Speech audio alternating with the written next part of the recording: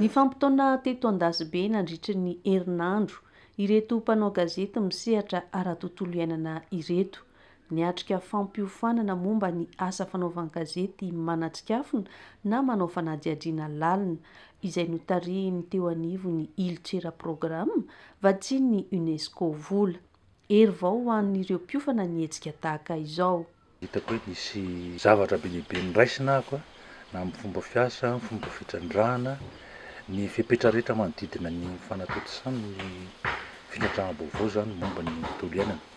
Azo ampiarina amin'ny sehatra hafa ihany koa le fanofanana rehefa tena natao mikajy tsy voatery ho tontolo iainana ihany zany ny anaovana an'le fomba fiasa. Ie, ho anao manokana moa efa manaraka foana formation fa tena hafa mihitsy indray mitoraka ity hoe bootcamp en immersion, tena hafa satria mandeha ny théorie tena kely fa tena pratika le izy. Tsika aty amin'ny faritra Atsinanana malaza amin'izay hoe tontolo iainana zay dia afaka nanao pratika an'le izy fa ho anay mpanao gazety manokana zany dia hoe tsy maintsy mianatra foana ary fianarana foana mahita zava-baovao foana hanatsarana ny asa ho atao. Ny asa fanaovan-gazety dia mivoatra tahaka ny zavatra rehetrarehetra zany, manaraka ny teknôlôjia izay mivoatra be amin'izao fotoana izao, ka tsy mety intsony raha mbola le metody sy le pratika tany amin'ny folo taona lasa no entina amin'le vaninandro zao. Marina hoe ireny mibazy ny aingana sy ny rehetrarehetra fa ilaina ihany koa no mba hoe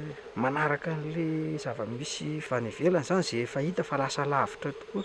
Ny fanana taty moa mahakasika ny resaka tontolo iainana zany izay hita hoe raha nitrangy eto Madagasikara efa azo lazaina hoe en danger ihany ny hala izay any sisa tavela ka tokony arovana tsy ny ala ihany fa na ny biby ao anatin'ny ekosistema rehetrarehetra zany. Miavaka mihitsy zany ny hoe nandalo fiofanana ianao indrindra anatin'izay hoe fiofanana resaka fanaovana gazety fanadihadiana lalina zay. Nampiavaka aloha zany voalohany indrindra aloha hoe nandeha nitsidika parka aloha izay tsy anatin'ny eritreritranao mihitsy hoe indray androany dia ho an'ny Andasibe zany. Raha ohatry ny any faritra misy anay mantsy zany zao raha vao manomboka volana ohatran'izao dia aty amin'ny Dorotanety zay. Dia rehefa nandeha taty zany ianao aloha dia misy fanantenana hoe mbola misy faritra kay mba tsy miady amina Dorotanety satria anisan'ny tao anaty note d'intention mihitsy zany rehefa izay mbola ezaka goavana ho an'ny faritra Moromania. Betsaka ihany koa zavatra azo trandrahana ary mbola tsara aloha Madagasikara. Anisany zava-dehibe noraisina ihany koa ny teknika isan-karazany atao amin'ny fanatanterahana an'izay fanadihadiana lalina izay, ary ny faharoa ny fomba fiarovan-tena ho an'ireo mpanao gazety amin'ireo teknika samihafa ireo. Anisany zava-dehibe ihany koa tao anatin'ity fiofanana ity ny fikarohana ireo pirofo samihafa ahafahana manohana izay fikarohana izay nijerena ifotony an'izay lafa ny tontolo iainana izay. Ny sitaka kely ny renivohitra ihany koa nafahana ny fantoka bebe kokoa tao anatin'izay tontolo maitso izay.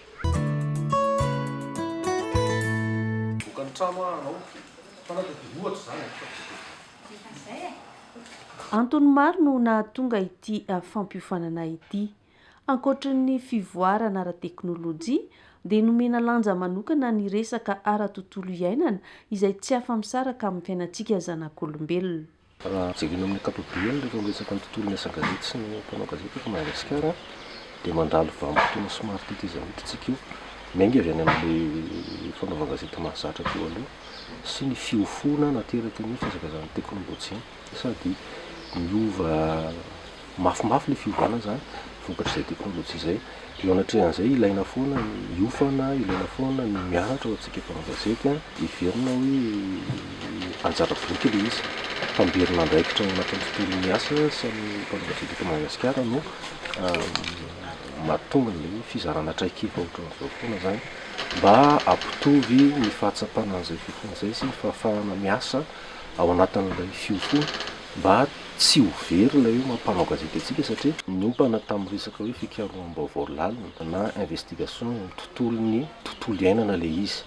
Mampiavaka azy dia ny fampidirana tsikelikely ny mpanao gazety malagasy izay misehatra amin'ny fikirakarana tontolo iainana ao anatin'izay tontolo misy fivoarana be izay hoe ahoana ny fomba fiatrehana ny asa eo anatrehan'ny zava-misy ihana amin'ny mpanao gazety amin'izao fotoana izao, ahoana ny ahafahana mifehy ohatra ny fitaovana na outil mampiasa ny rano-tsaina voatran'olombelona na ny intelligence artificielle ahoana ny ahafahana mifehy an'ireny mba tsy ireny no fehy antsika fa fitaovana ohatran'ny fitaovana rehetrarehetra outil ozinta moa zany no ilazana azy atao anatin'ny fiofanana ahafahana mampatanjaka an'ilay mpanao gazety, ahafahana manamafa ny fahaiza-manaony ary ahafahana manatsara ny vokatra izay aroso amin'ny mpanjifa ny fanadihadiana sy ny vaovao rehetrarehetra satria tsy tokony adiny fa manana iraka ny mpanao gazety. Ny iraka akoatran'ireo hoe mampahalala vaovao, manao anjara brika maolo-pirenena izy mba hahamora ny fahazahoan'ny olona ny zavatra mitranga ao anatin'ny fiarahamonina izay misy ny olo-pirenena rehetrarehetra tafiditra ao anatin'izany mazava ho azy ny resaka tontolo iainana. Ho an'ny resaka tontolo iainana dia zava-dehibe io satria misy lokana dogoavana be. Madagasikara anisan'ireo firenena atao hoe nalaza be hatrany hatrany amin'ny fananana rena voajanahary sy ny sisa. Kanefa miara-mahita tsika amin'ny fampotehana misy eto na dia eo aza ireo famatsim-bola maro be isan-karazany. Mila matsapa zany ny olo-pirenena, mila matsapa amin'ny malagasy ary izay ilay iraka mpanao gazety sy hoe ahoana ny atao mba hahatonga amin'ny malagasy hatsapa fa tsy arovana ho an'ny hazo ny tontolo iainana, tsy arovana ho an'ny biby sifaka na sokatra na ny voangoro ny tontolo iainana fa arovana ho an'ny tombontsoan'ny olombelona. Dia izay lalan-tsaina sy izay fomba fijery izay no ezahana votra ao anatin'ny fanadihadiana zany hoe fa maninona no anatsikafona olana anankiray, fa maninona no anatsikafona tsy fahombiazam-pitantanana satria tokony ho tsapa ny olo-pirenena fa misy tamberina raikitra ao aloha. Tokony ho tsapa ny olo-pirenena fa raha potika ny tontolo iainan'io dia misy fiantraikana aminy satria misy fiteny malaza be hoe raha lasitsika olombelona ny tontolo iainana nge eo foana fa raha io tontolo iainana ray manontolo io no lasa dia mampamangy miaraka amin'ny tsika olombelona rehetrarehetra. Izany hoe arovana ho an'ny tombontsoantsika ny tontolo iainana. Ny mpanao gazety mamita iraka ho an'ny tontolo iainana dia mieritreritra ny tombontsoa iombona ny daholo be olombelona eto Madagasikara. Hoe ireo mpanao gazety ireo zany manomboka izao na efa misehatra tao anatin'ny resaka tontolo iainana arany dia omena outil manokana zany zareo manomboka izao ahafahany zareo manao fanadihadiana lalindalina kokoa. Tena mandalina be mihitsy zany.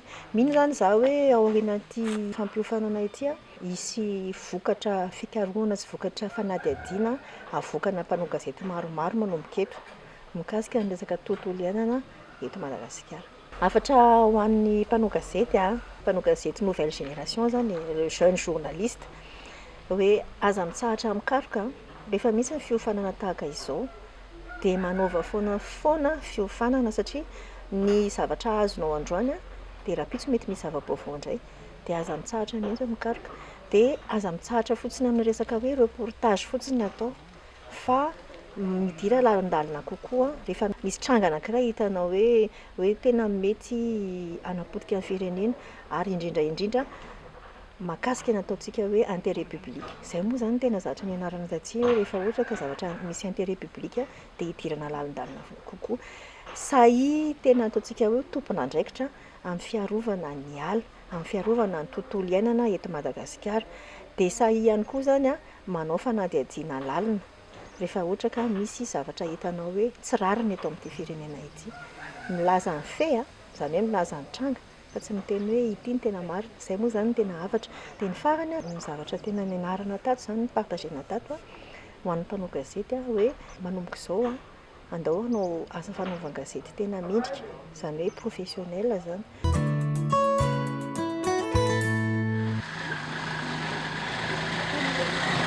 Mandasy be izay manana ny lanjany sy ny lazany na ara-tantara na ny valan-javaboary arovana ao aminy.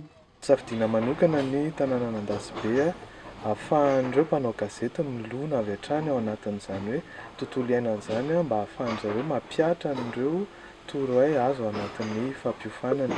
Misy 5 ireo mpanao gazety izay nandalo fantina sivana moa zany ka ny nahafapo ny atotan-taratasin'ireo mpanao gazety 5 ireo dia nisy solotena zany avy any Atsimo Atsinanana, avy any Atsinanana, avy any amin'ny faritra Loatra Mangoro ary avy ao Nalamanga sy Amoron'ny Mania. Ny ONG-tsera rehefa mampiofana mpanao gazety dia tsy hakanavaka fa mila fotsiny hita hoe vonona ilay mpanao gazety ka ireo nafen'ny fepetra zany dia ahitana an'ireo mpanao gazety avy amin'ny orinasam-gazety miankina sy tsy miankina amin'ny fanjakana. Ny tena iandrasana ao aorianan'izao fampiofanan'izao moa zany dia afehan'izany atao hoe journalisme d'investigation na fanaovan-gazety manatsikafon'izay satria raha malala moa zany eto Madagasikara tsy mbola misy ny spécialisation journaliste spécialiste misy ihany fa vitsy dia izay indrindra zany hoe hanatombo isan'ireo mpanao gazety manatsikafona ao anatina lohahevitra anankiray. Rehefa vita ny fampiofanana eto Andasibe izay maharitra herinandro dia samy hiverina any amin'ny faritra misy azy avy, iasany avy ireo mpanao gazety ireo. Dia any zany zareo no tena manao an'ilay fampiarana ary ao anatin'izay fampiarana izay dia mbola eo ihany ireo mpampiofana zany manao an'izay mentoring moa zany na tantsorika mandritra an'izay vanim-potoana anaovan'ny zareo an'ilay asa izay. Ny hafatra ho an'ny mpanao gazety namana dia manan-danja tokoa io asa io ary tena betsaka ny olona zany ao anatin'ny sehatra rehetrarehetra ka misy tsy mety dia ny mpanao gazety ny atahorana voalohany.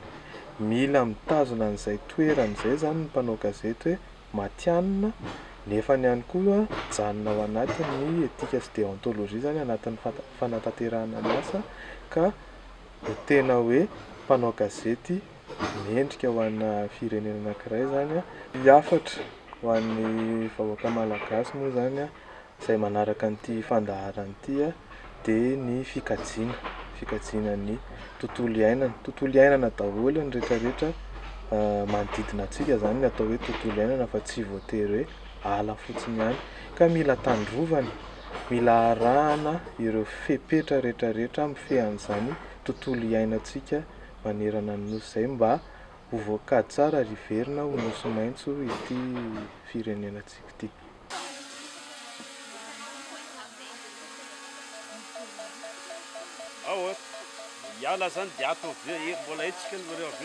Telo amby 700 kilometatra mialana Antananarivo renivohitra mihazo ny lalam-pirenena faharoa Andasibe izay manan-karena ireo arena izay tsy hita afa-tsy eto Madagasikara toy ny zava-maniry, ny vorona ary ny gidro.